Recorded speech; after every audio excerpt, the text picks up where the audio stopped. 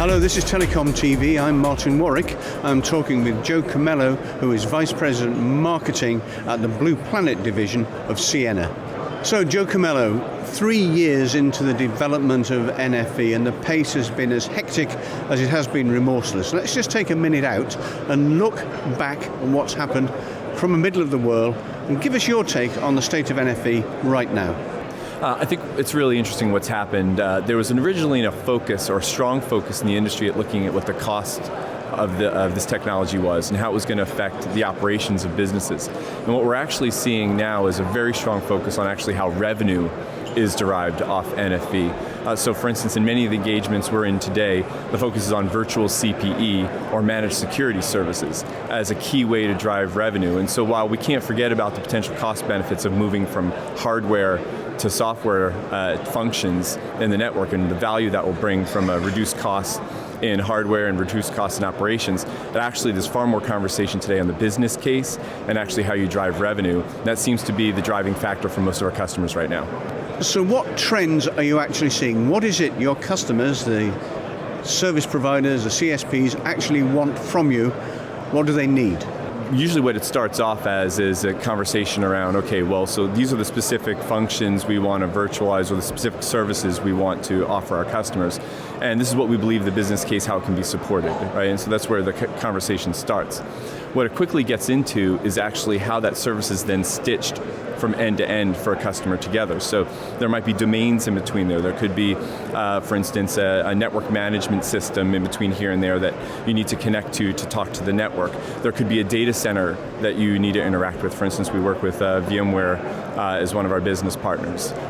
We also support OpenStack. We've had to work with different data center controllers. So my point is you have to stitch all this together to create a service. So what might have originally started as a conversation around how do I create a virtual CPE-based service and use NFV to do that, quickly sort of evolves into a conversation around, well, how do I stitch that service together from end to end? And that sort of creates the conversation around service orchestration as another tool that needs to be used to make that happen. We hear an awful lot about service orchestration, and it's presented mostly as being a simple matter, but it's not really, is it?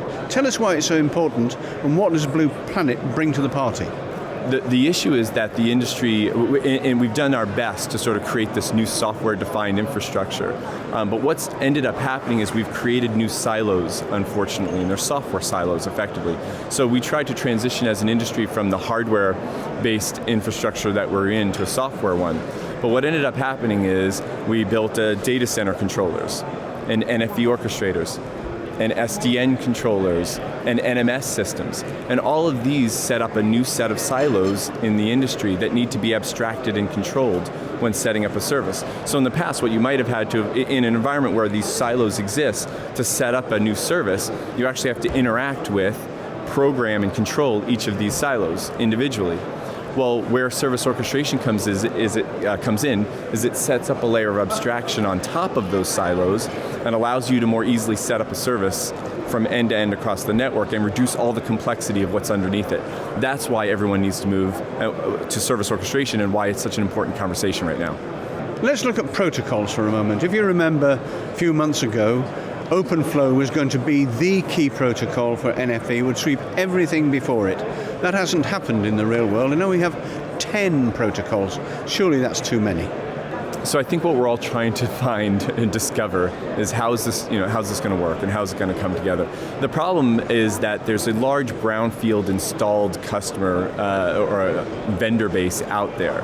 And what we're trying to figure out is working with both the brownfield network and the greenfield network, what's the best way for all of this to work. And so that's why you have, and there's different opinions in that in the vendor community and in the open source community. And so you have different folks advocating for some protocol and others for others. So I think that's why you see the plethora coming about. Really, at the end of the day, what's really going to matter is execution and publicly available deployments that prove that they work. And at that point in time, I think you'll see the rest of the industry fall behind those. So whatever protocol is in that environment, that's really going to set up, I think, victory in the long term. Now the viewers can see we're at a trade show, and a while earlier you introduced a new product. Can you tell us about that? So what we've done for Blue Planet, about a year ago, we realized that our customers were really concerned about self-service programmability. So this is in a DevOps, many of our customers said, oh, I have DevOps teams and I have resources that I want to use to program systems like this. So instead of it being closed, instead of the vendor being the only one who can control the software, I want to be able to control the software, I want to be able to program it, I might want to adapt it myself. And as a result, we did two major things to the software. The first is we used a Docker container-based microservices architecture. It's a mouthful, but a microservices architecture is very different from a monolithic software architecture in that you break the software up into small containers so that if you need to change something, you can just change that small element instead of the whole software stack. And this is really important for development and regression testing and speeds things up. The other thing a customer can do is actually add their own components to the software, which is a new concept. The second thing we did, which seems to be very important to customers, is we've instituted service templating. So now, for all the resources that are controlled in Blue Planet, you can actually change the templates yourself to set up a service or add new functions to a service, instead of having to bring in legions of systems integration or professional services talent, which costs a lot of money. Now you can do those functions yourself using service templating. So those two things together, there are a few things we announced, but those two are the main elements, and the theme behind it is really self-service programmability for our customers. So Joe, the $64,000 question, $6 million question, $6 billion question, who knows yet? When are service providers going to begin to make money from NFV? I think this is the year, personally. Now, I think, people said last year, last year's the year. So I think we can all kind of laugh at that a little bit and take it a little tongue-in-cheek.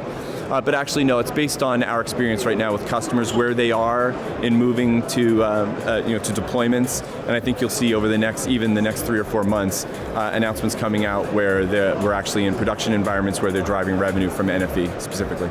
Joe Camello, thanks very much. Yeah, it was a pleasure. Thank you.